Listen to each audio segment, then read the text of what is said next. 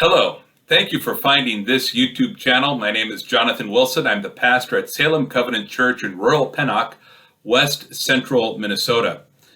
We are in a midweek series on Revelation, and we have now come to chapter 9. The first part of this clip covered chapter 8, and chapter 9 is an extension of the clip. Just broke it up because it got a little long, but chapter 9 continues with the trumpet blasts, and we come to the fifth trumpet blast by an angel in heaven, and what is then described, and I'll read part of it, is a star that had fallen from the sky to the earth was given the key to the shaft of the abyss. Now, we've already discussed that stars, when they fall, are different from other kinds of objects that fall from the sky. In the biblical reference, stars are associated with angels. And that's true right from chapter 1, when there are seven stars and seven lampstands, and John is told that the stars represent the angels of the churches that John is writing to, and the lampstands represent the churches themselves. We will find in Revelation chapter 12 that when the dragon is thrown out of heaven by Michael, the archangel, that the dragon will drag a third of the stars with him, and they will fall to the earth. So we had already met in chapter 8 a fallen star, that is, a demon, an angel named Wormwood, and that was the third trumpet. Well, now we come to the fifth trumpet, and a star that had fallen, so in other words, an angel on the earth, a demon, was given the key to the shaft of the abyss. When he opened the abyss, smoke rose from it like the smoke from a gigantic furnace. The sun and sky were darkened by the smoke from the abyss. And out of the smoke, locusts came down upon the earth and were given power like that of scorpions of the earth. They were told not to harm the grass of the earth or any plant or tree, but only those people who did not have the seal of God on their foreheads. Well, these are not just any locusts, and their home is not just any home. So what we find here is the key to the shaft of the abyss. Now, the abyss is the same terminology that is used for the ocean, the depths of chaos in the ancient worldview of the writer John. We have understood the abyss to be a spiritual reference, that it is a prison for demonic spirits. And this particular devil has now been allowed to unleash these demonic spirits from where they had been imprisoned. And their appearance in the higher reality of heaven. So as we are seeing these things from God's point of view, because that is what is being revealed to John, reality from heaven's point of view, reality the way God sees it. And so it is a higher reality than our own world. It is much higher a reality than a dream or a work of art or a play. This is reality the way God sees it. And God is teaching John, revealing to John, hey, look at what's happening on the earth, in the world. Demons are unleashed. Now, done under God's sovereign control. So that key to the abyss is given to that devil. It is not because the devil seized it or obtained it somehow by some means of trickery. These demonic powers are on a leash, and God holds that leash. So God is finally in sovereign control. Nevertheless, these demons are unleashed, and in heaven's view, it is as though they are locusts, but armored and intelligent locusts. And unlike locusts that go after trees and crops and vegetation, these locusts go after the unsaved and go after them with stinging tails. They go after them with stings like a scorpion. Well, clearly, when we have this vision, we understand right away that we are dealing with spiritual beings. So we are not to look for actual visible armor-plated locusts, the way that is described in the entertaining novel by Tim LaHaye and Jerry Jenkins. Wonderful, well-imagined, and vivid, entertaining stories that they are. That is not what is occasioned here. This is a plague of demons that is visited upon the earth. But the language of locust and the way that they appear as locusts is important for two reasons. First of all, because God is sovereign over locusts in the natural cycle of the world, and there have been locust plagues. There was a locust plague that fell on Egypt, the world power, and devastated Egypt's crops.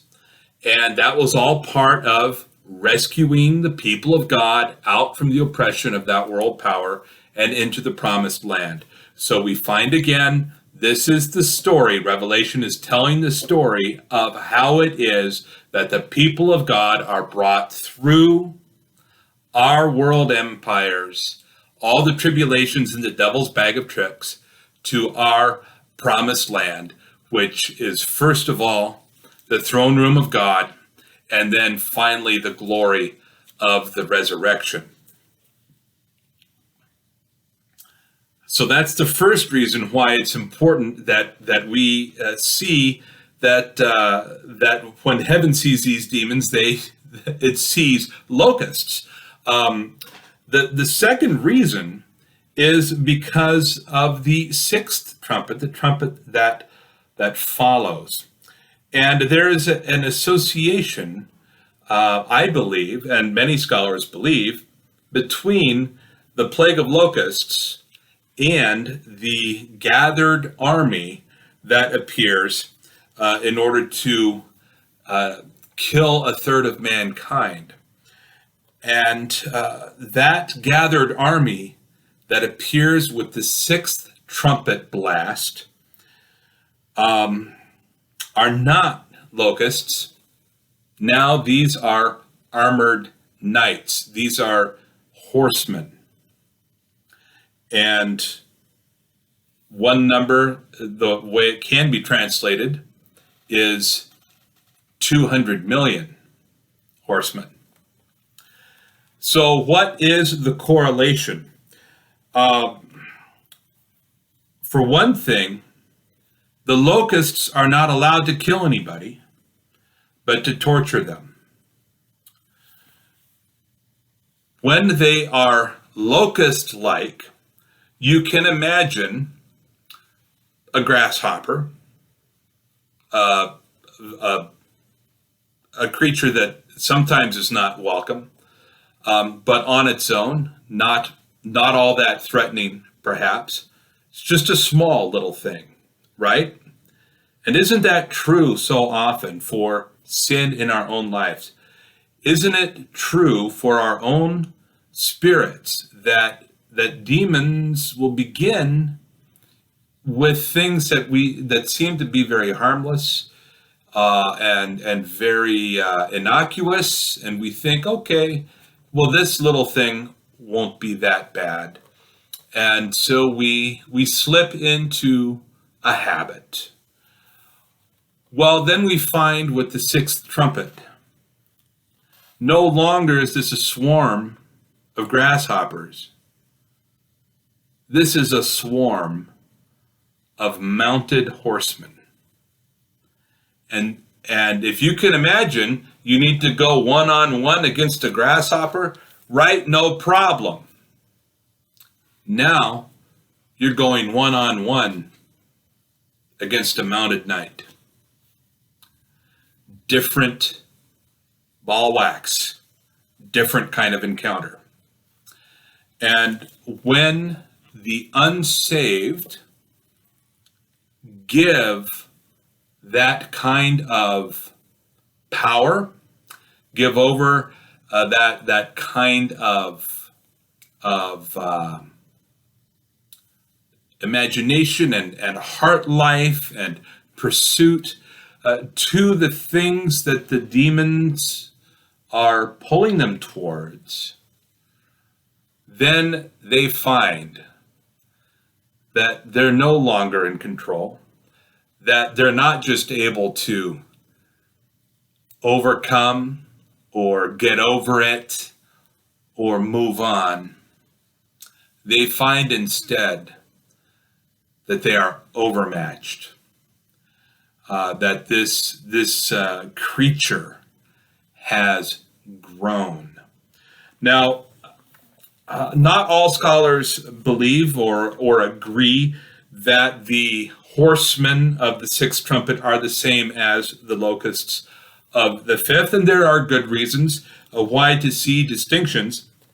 But if we do see this as a spiritual progression, as a spiritual amplification, then what we are also finding is that with the sixth trumpet, these mounted horsemen are now charged with taking lives, and completing the work that the locusts had begun. So one of the reasons that I draw that correlation there is that I have found that many interpreters want to find in the locust army some kind of human event where that has happened already or that it might. So, for example, there are a number of folks who thought that they could find one-for-one correspondences between what's described in Revelation and actual events in history. Now, I don't find it true to be one for one. I think that the dynamics are there through all of history. But those who are looking for one-to-one correspondence say, oh, well, these locusts are described like the Arab mounted warriors of Muhammad. And so there was that like a plague over Christendom that Islam represented, and in its conquest of many Christian kingdoms through North Africa and so on in the Near East, that then fulfilled this account. Many during the Protestant Reformation took that as gospel. The problem that I have with that reading, one of them, is that it's specific, that they are not given the power to kill anyone. They are given the power to torment unbelievers. That's the power of the locusts. So their power is already consigned to a demonic framework. That is what demons are able to do. They're able to torment, but they have no power independently to take anyone's life. So that's why I can't agree that these locusts that this plague represents Islam or Muhammad or the conquerors that followed Muhammad. To me, it's just not what the Bible is saying.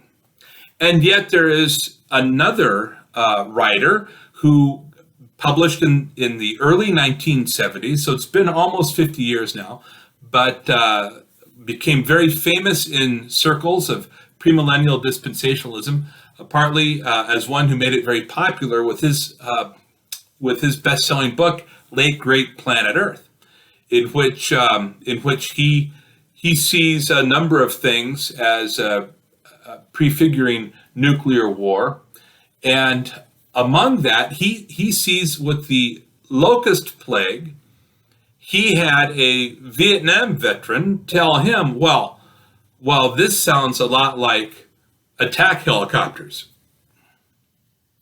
Well, okay. Here again, we have another scenario where these speculations are assuming that the locusts are actually killing people, but they're not. The locusts are tormenting unbelievers, and that is a function of demons. Well, then we come to the sixth trumpet, and let me just read a little bit about that. I heard a voice coming from the horns of the golden altar that is before God. That is where the interchange has taken place with the prayer and the incense. This voice said to the sixth angel who had the trumpet, "Release the four angels who are bound at the great river Euphrates." I see that these are perhaps the four horsemen that had been unleashed with the breaking of the seals, and that we now find what the true power of these horsemen are. And the four angels who had been kept ready for this very hour and day and month and year were released to kill a third of mankind. The number of the mounted troops was 200 million. I heard their number. Well, it's twice myriads of myriads is the literal words, translation of the words in the Greek. And because myriad is seen as 10,000, then twice 10,000 times 10,000 would translate into 200 million. There are many scholars who say, well, we should understand myriad not as specifically as 10,000. Although, as scholarship has come along with the growing population of the world, more and more are seeing the possibility that an army of 200 million could be fielded, by a collection of nations in our world even today. But this is how he describes the horsemen. Their breastplates were fiery red, dark blue, and yellow as sulfur. The heads of the horses resembled the heads of lions, and out of their mouths came fire, smoke, and sulfur. And it says a third of mankind was killed by the three plagues of fire, smoke, and sulfur. Well, fire, smoke, and sulfur describe the smoke of hell, the elements of hell, and so it is. It's the opposite of the prayers of the saints, and so these 200 million riders are not soldiers under the command of an earthly general. They are demons under the command of the horsemen that bring war and violence and imperialism to the earth. And they have the power to kill a third of mankind. I would like to show what happens when we look at the visions in Revelation and what they can mean when we think of things as happening in progression. So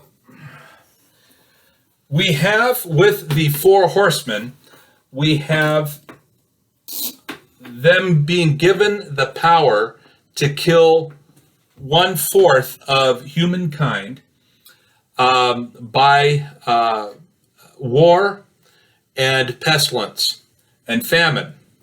So if you take this egg-shaped circle and divide it into quarters, and this is Revelation 6:8, so we'll take out 1/4 of humankind.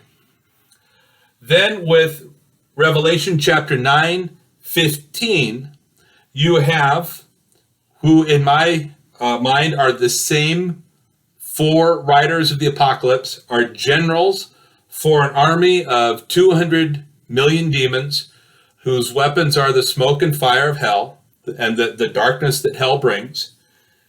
And they are then given power to kill 1/3 of humankind. Well, if you look now at what had been a total population, when you take 1/3 of what's left,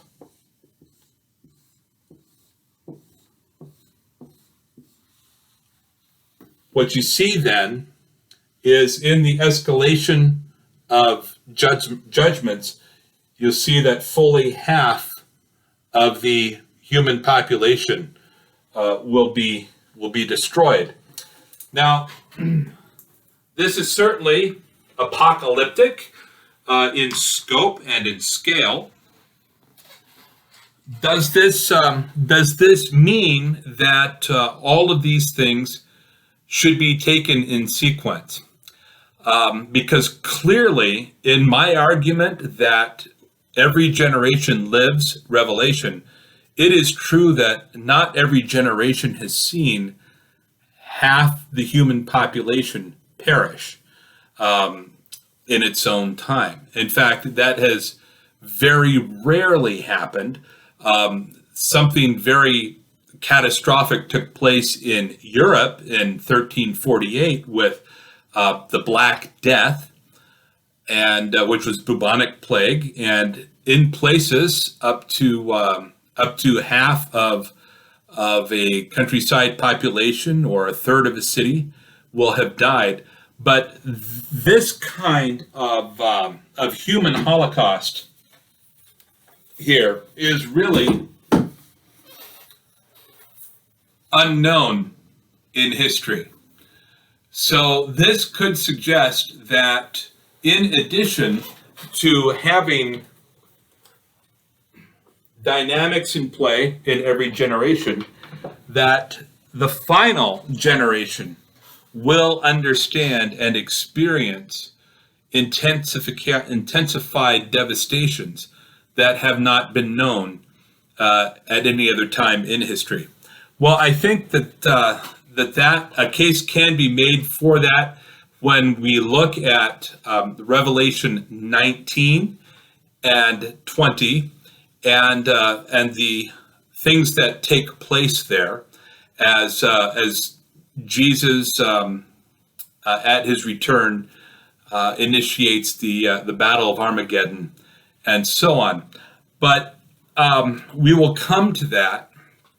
But I think that it's important when we realize that this is still true spiritually from heaven's perspective in every generation, that things do get more and more intense the more that people invest themselves in the demonic, in false doctrine, in things that are wrong to do, that are bad, misplaced their loyalties and set them on empires and idols and false gods and false doctrine instead of on Christ and his kingdom. So I do think that this can be an illustration that might help us even examine history, the history of the church, as we think about, how is it that things can progress, that values can seem to get muddled and lost in society. So even if we're not seeing half of the world wiped out in our own generation, we need to know as believers that our gospel is an urgent one, because demonic forces are at work. They are stronger than anyone can control without Christ. They begin with seemingly harmless, innocuous, or small things, and they grow. And then, at times of social upheaval, they can be unleashed to bring rapid judgments on humankind. Will they have a role in the end time battle? They most certainly will. What will their role be? I believe that these demons are spiritual and that they are pulling strings for empires, economies, and unbelievers. In some cases, tormenting unbelievers by possession, and in other ways. So we need to remember that our battle is not against flesh and blood.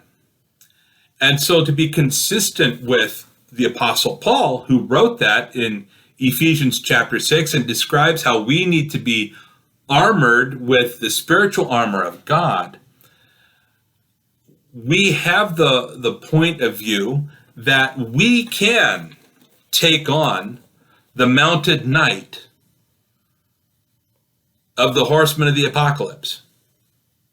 That we can take on, resist the demon, and take on the demon, and send the demon back into the abyss, as the case may be, in the name and power of Jesus Christ. We have the strength for that encounter because we have Jesus.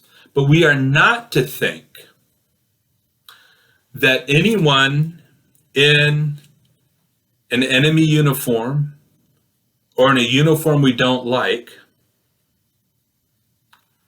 must belong to the devil or must be evil. That is not the lesson here.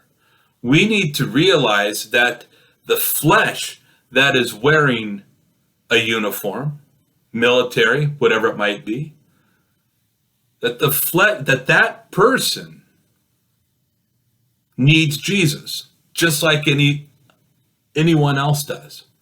And so we need to remember that the battle is not between flesh and blood, and it's not with flesh and blood.